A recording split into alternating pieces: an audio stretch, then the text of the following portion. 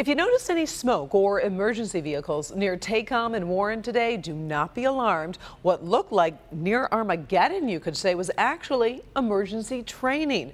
The Army and other first responders reacting to a simulated explosion. And our Paula Tutman was in the middle of it all. So this was a massive exercise. They've really never done one this realistic or with this kind of magnitude. And it really all centers around the whole idea of readiness. Cue the smoke.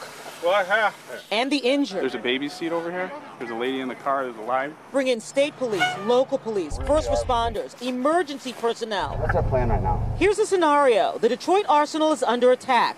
They've been hearing chatter. The installation was put on a heightened security level. A suspicious car is stopped at the gate, and boom. The main blast sent them up the middle. They said all that's clear. What would you do if you had 6,000 people who had to be evacuated in the event of a terrorism attack? Under the watchful eye of evaluators and observers posted all over the campus, the Detroit Arsenal will find out if the plan they've been working on for the last year holds up. This is incredible. This has been in the planning for a while, but and I've seen pictures of it, but the realism that these guys put into making this thing, this is great. This is going to have a big effect.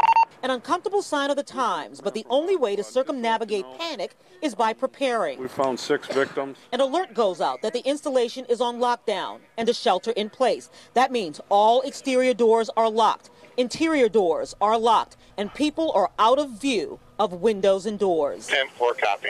What we want to be able to know our procedures, so when a real world event happens, we know what. If, not when. Right. If or when. It's always that way.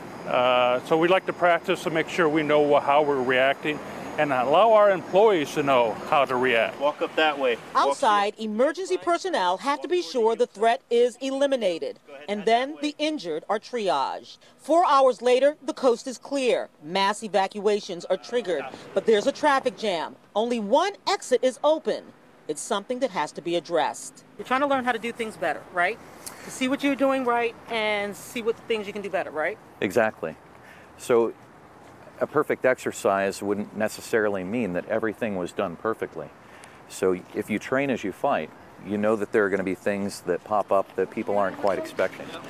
Okay, so what happens with all of this information? In about 30, 45 days, the observers compile a report. Those things that were done well, they'll actually share with other installations. Those things that can be improved upon, they will improve upon them with the hopes, obviously, that they will never, ever, ever need this information. Paula Tutman, Local 4.